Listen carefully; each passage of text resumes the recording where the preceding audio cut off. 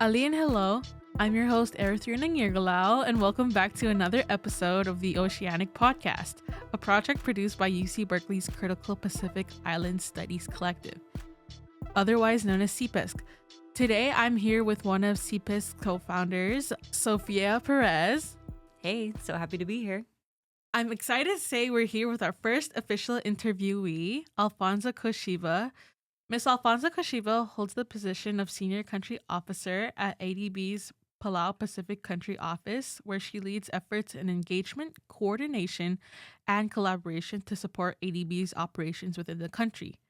She's also, proud to say this, my mom. I want to thank you, Alfonso, for taking the time out of your day to be with us with, I assume a very busy schedule. Thank you for being here and contributing to our podcast. Thank you. It's a pleasure to be here. Yeah, so I want to start off with a very simple question. Can you tell us more about your job and what it entails on a daily basis? Yes, thank you, Erithrina. And hi, Sophia. Hey. My work with Asian Development Bank as a senior country officer in Palau entails working with the government officials, basically the government. What we are is we are a multilateral partner to the Republic of Palau. And so we deal directly with the president, particularly, and his cabinet. And it really goes cross-sectoral. So we deal with all the sectors within the Republic. And our work is very country driven. So we work closely with the government in terms of what they want when it comes to developing the island nation. Thank you. Can you give some examples, if possible, of what work you've done and certain projects that you find have been enjoyable to work with? For Palau, particularly because we are isolated, one of the primary projects that we had with Palau is the first fiber optic cable. Hence, we can talk right now. This was launched back in 2017, and the project provided for high-speed internet service because before it was literally just satellite, and it was extremely difficult when it came to all aspects, when it came to education, when it came to work. And so we provided a $25 million concessional loan to the Republic to install that. And hence we are pretty good when it comes to internet connectivity. Another project that we work on is the sanitation for Palau, particularly because Palau is known for its beautiful environment.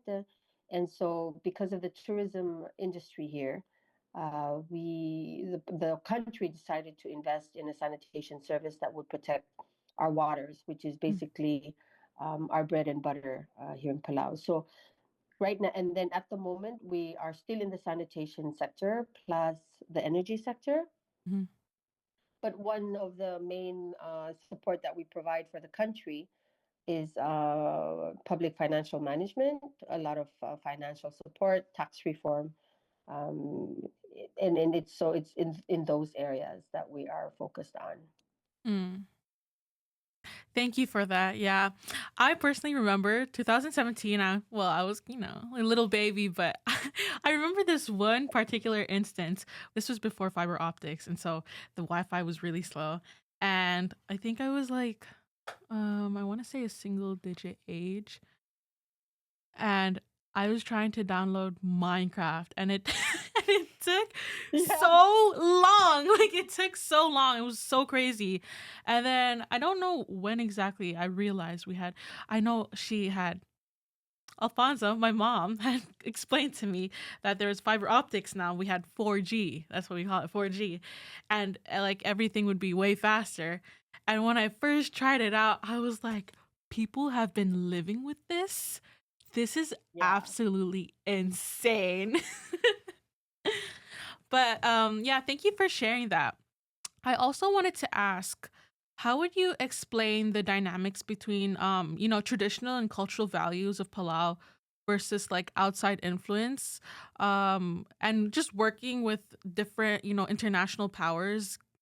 I think that is one of our challenges here in Palau is because we our leadership and the people want to move forward, right? And it's all about the quality of life. So one of the support that we have provided to Palau is to have a strategic master plan that provides a vision, and this all comes from the leadership and the people of Palau, provides a vision on where exactly Palau wants to go, and what it would look like, for example, in 10 years' time, Okay. in the different areas. For Palau, it's still traditional, although a lot has changed in terms of changes in outside influences. And not to say that outside influences are bad. They're not bad at all. I think for Palau, it's just a matter of choosing exactly what it is that we want to take in. But we have Yeah. come to find, of course, that some things we cannot control. For the example, social media and how it um, affects and changes the landscape of the next leadership that comes along, or the present leadership. So for Palau, the challenges are still there. There's a fight of keeping our traditions and cultural values, but then at the same time, we have to face the reality that we changes here. It's a cash economy. Um, it's tending to become more individualistic, Yes. and that is hard because in our cultures and traditions, we've always had safeguards or social protection in terms of how everything how everybody has their responsibilities. And so the challenges, even in for example, my work at the Asian Development Bank, is when we sit around the table with our leadership and we talk about what it is that they want, right? And so they will, for example, tell us this is what we want, and then we come to the table and we say, okay, so these are what are required in terms of if we want to reach that goal. But then the traditions and cultures sometimes provide conflict in terms of they want to provide that support, but they don't want that type of change. And I think I'll give a good example. So Palau, we have a big, like there's in every place, elderly nation. Our culture is we always take care of our elders. Yes. And so when you come to Palau, there is not one where the elderly go when they get the Like an Oh, housing. old folks' home. yeah. What is it called? Yeah, the Senior. old folks home. There you go. Hmm. Yeah. Yeah, we don't have those here in Palau, but at some point, and even at this time, there's been a discussion about we need one of those here because now it's like a husband and a wife, they work, right? And in order to survive, it's a must, right? So there at one time, and there is this legislation because they need legislation to invest and allow investors to come in and do an old folks home. But then that was killed by our traditional leaders. And that is because in our culture, we do not believe that anybody besides your family can genuinely give you the love and care when you are at an age to be taken care of. And so those are the things that are challenging. And even particularly with our internet, we have experienced that as well. And so we're trying to uh, control it, but it's really hard to control. It's Yeah. hard to put in, yeah, because then you have the people's freedoms, right? Um, to express themselves, etc. But then in Palau you do, but then there's kind of that limit when it comes to the traditional and cultural values. So it's an ongoing challenge, and we navigate it as we go. But even with my experience, I look at Eritrea's generation, and they come up in a they have different views. For example, what is a big deal to us is not a big deal to the next generation, and that is because of the change of values. It takes work and a lot of dialogue with the country to come to a place where it is acceptable to the country. So when you talk about, social media and like media being like a primary influence, you'd say, for like foreign ideas to kind of circulate through society in Palau and the communities and people's beliefs. do you see these dynamics play out in like the social institutions with education or like religion or like law or land policy? Yes, oh, absolutely. Um, the influences of social media is, cannot be ignored, and it's something that we deal with. I think to a certain extent, it's not all bad, Mm-hmm. right? Because being part of, I think there's a value in being part of the global community. And it is that we see that in other places it can be done better. But Yes. then at the same time, we see that, oh, okay, thank God we're from this place. You Yes. know, makes you really appreciate, no matter how small we are, being from this place. And the control in terms of, it's not control. Control is not a good word, but managing it in a way that provides for what is needed for country building, um, is a challenge, and it Mm-hmm. still is. Particularly protecting the young ones, Yes. because it can be a lot, it can be overwhelming, and have an adverse effect on our younger generation in terms of, you know, no matter, you should never forget where you came from when you Yes. leave, Mm-hmm. right? And I think that in that manner, social media tends to um, distort a person's identity Mm-hmm. in terms of exactly who should I be, what should I be doing, and even simple things as manners, Yes. simple things as manners, mannerisms. So that's something that particularly our women Yeah. are dealing with, and so we have a very active women. We have active women's groups here, and it's the women's, particularly our high level women in our traditions and in politics that have Mm-hmm. really taken a stand on uh, providing for protection to people who are here in Palau, Palauans, right? Mm-hmm. To remember that we have all these new, innovative ideas and changes, but to always remember that there is great value in what we were. So you mentioned women in power, and I also want to bring up this question. So how does being a culturally matrilineal society affect the way our government works? Okay, so for Palau being a matrilineal society, uh, we have very high level matriarchs. Mm-hmm. In Palau, they're called Orot, Oh, right? right. Orot is Ourrot. It's Mm-hmm. Orot. Orot means the women who usually are the eldest, Mm-hmm. right? And they manage all the business within a clan, within a family, not Yes. even a family, within a clan, Yes. right? And those high women, the Orot, are the ones who choose our high chiefs, Yes. okay? And recently, as of 2 days ago, um, our Orot went to Congress because Congress tried to introduce a bill that tried to circumvent the process of choosing chiefs. Mm. And so they went to Congress and they basically said no. In Palau, I think one thing is important. If you are to run for any political office, if you do not have the support of the senior women, first and foremost within your family, you will never succeed.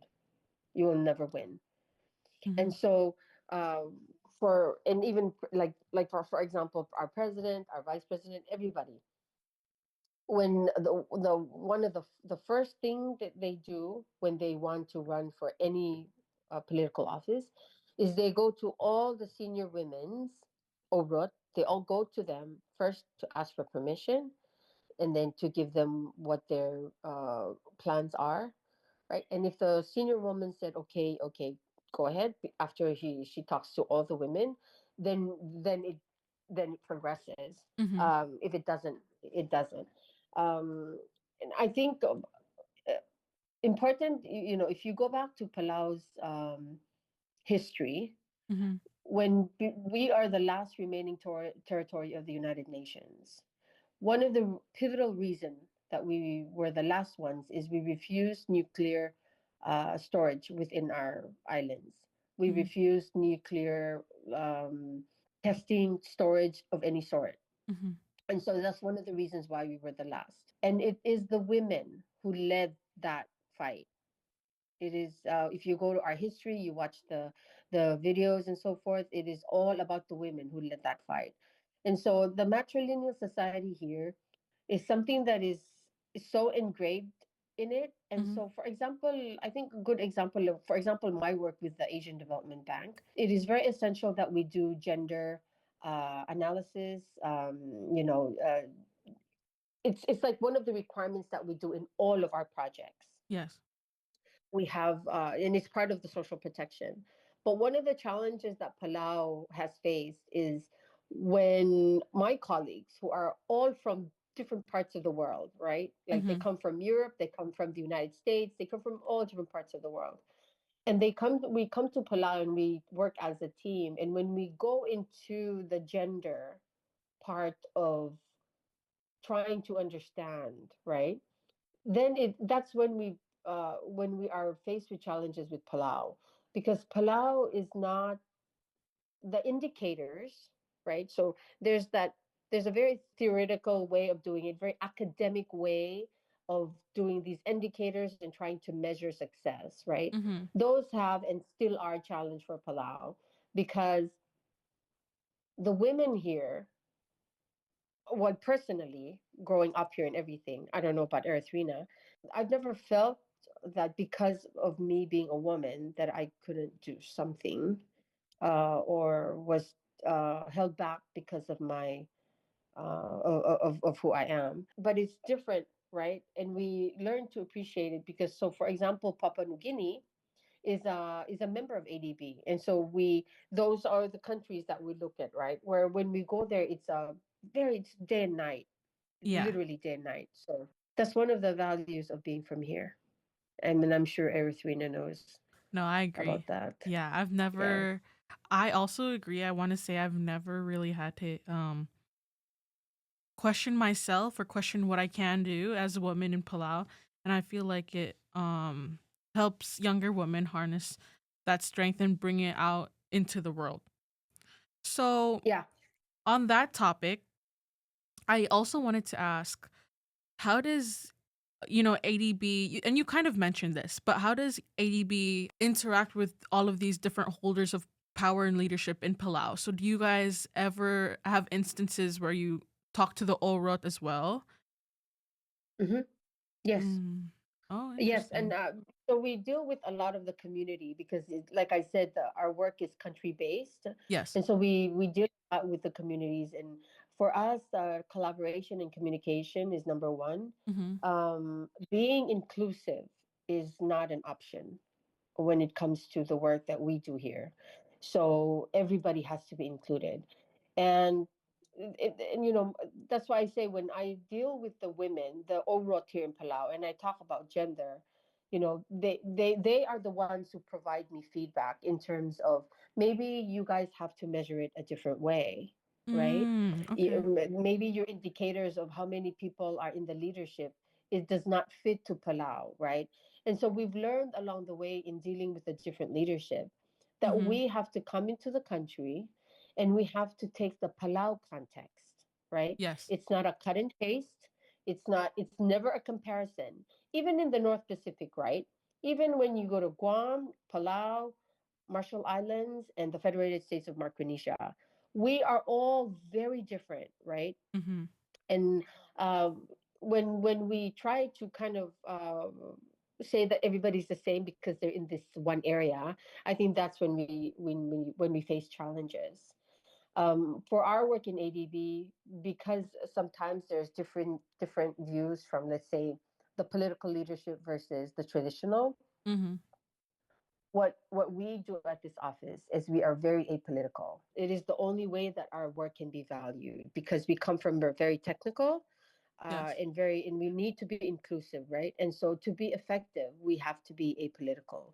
There's always a difference in opinion, and then when we do our work, particularly when we're talking about the economy, we Mm-hmm. have to try our best to do it in layman terms, right? Like the fancy words and whatnot don't work when you come to the real world of dealing with Yes. people that you really want to help, right? if you want to bring up people to a certain level, it is really about being simple and about the basic things, nothing fancy. Yes. So how did ADB start working with the government of Palau? If I'm not mistaken, I do know ADB's partnership with Palau, or ADB working with Palau, is fairly young, if I'm correct. Yes, it is. In order to be a member of ADB, the country Hmm. has to ask to be a member. So the country Okay. has to apply to be a member. So in 2003, we are the baby in ADB, but next to Niue, who just became a member of ADB like two Hmm. years ago. But 2003, just 3 years before you were born, Erithrina, is when Palau became a member of ADB. Because Palau's GDP is quite high, and that's because there's not a lot of us here on this island. It's a Group B country, which basically means we can do concessional loans. Very rarely on grants. If we do grants, it's very specific to a sector, and it's very rare. Hmm. But we are a development partner, and in the North Pacific, Palau is the only country at this moment that can qualify for loans at ADB. I believe FSM is going to be almost there. Yeah. Yeah, thank you for that. I want to close off with a positive note, So I want to ask this question. What do you want to see from both sides, ADB and Palau, moving forward in terms of, solutions, working together, etc.? Thank you, Erithrina. For Palau and ADB, I think both parties are still learning as well along the way, because for ADB, like I said, it's a multilateral institution. We have those international basic requirements and practices, Mm-hmm. and we are trying to be an effective development partner to the Republic of Palau.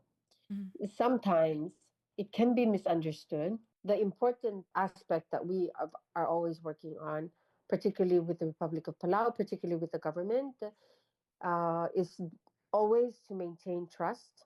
I think trust is so important. And for our partnership for Palau, Palau has been a very successful partner with ADB. The challenges that we face are challenges that are not outside of a normal working relationship, Mm-hmm. particularly when we are working with infrastructure. And also when it comes to changes in the way that we live our daily lives. An example would be taxation and so forth. When the country wants to go a different direction and to provide for a very pivotal change within the society, and we are partners in that with the country, we can also get a little bit of misunderstanding of what exactly we are here for. Mm-hmm. We work very hard from our office here in the ADB Pala office to communicate that all we are is a partner. Mm-hmm. All the decisions are made by the country. Yeah. All we do is provide the best technical advice there is from experts and so forth. But in terms of implementation, in terms of adaptation of the changes, it's all the country. And so the relationship, I think, is the most important. Minus all the things that we do, it is the intimate relationship that we have with the government, right? And it stems from trust, it stems from a lot of listening, stems a lot from giving time when time is needed, Mm-hmm. particularly when it comes to change. And doing it in the Palau context is so important, Mm-hmm. right? I think that is the most important. And when I say Palau context, it's looking at the holistic community and the nation, right? How the culture, how the traditions change the landscape of how we do our work, Mm-hmm. has been essential in and it still is and will continue to be, particularly with the dynamics of Palau and its culture and traditions, and in trying to build a nation in which the quality of life for everybody is considered when we are planning in our partnership with the nation. So, yeah, I've always, personally believed in finding a balance between, maintaining our cultural values and integrating these foreign elements into our system.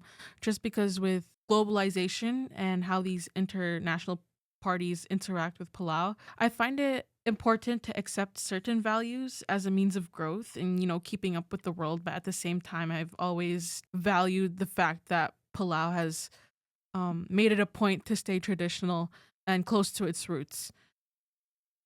Mm-hmm. That being Yes. said, I've really enjoyed this conversation, and I want to thank you, Miss Alfonso, for being our first interviewee. Sula Rungal. Thank you, Rungal. So long. Thank you. Okay. How does it feel being our first interviewee? Oh, it's a privilege, guys. Thank you so much. It really is. Okay, I'm going to close it off and then we'll say our goodbyes. Okay. Thank you for listening to today's episode of the Oceanic Podcast. We would like to thank our funder, the Green Initiative Fund at UC Berkeley, as well as the Ethnic Studies Changemaker Studio for helping us record this podcast. This podcast was made possible by research and planning by CPISC co-founders Sophia Perez, Kieran Rudge, and Nate Tilton, as well as CPISC members Viv Kammerer and Georgia Cutter. CPISC's work also deeply benefits from the support of Angel Halafihi at the Pacific Islander Initiative and Dr. Clancy Wilmot in the Geography Department. We hope to see you in the next episode, and we thank you for listening. So long!